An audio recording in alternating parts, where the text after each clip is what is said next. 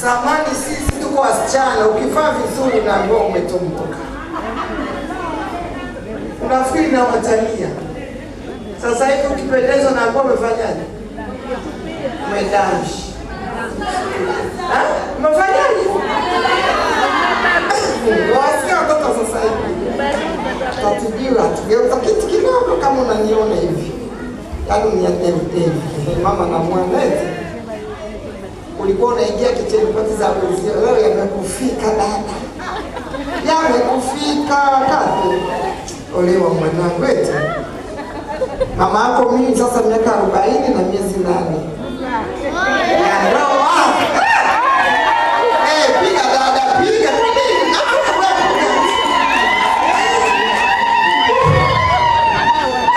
Asante, roho kumua. Kwenye milima dada. Kuna wakati nilikaa. Anaangalia muda. Kama muda mtu hapo umechoka uko hoi miaka 20 hapo.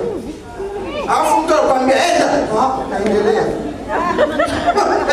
Miaka 30 tena nakutana na kijiji. Unaambiwa mama zitatoka naendelea. Si ndio? Ndivyo ndoa ilivyo. Mtu akikwambia tunani starehe anakudanganya. Akikwambia ndani matatizo anakudanganya. Akikwambia ndani uvumilivu anakudanganya. Yaani kuna wakati unavumilia lakini kuna wakati uvumilii. Kweli si kweli? Kweli. Yaani kuna wakati upendi kuvumilia, kuna wakati unapenda raha. Yaani utaki makwazo, unataka tu kama kaende mahali fulani kapigwa kauka. Yaani sikufanyaje. Ukimwambia mtoto ndani uvumilivu unamtisha.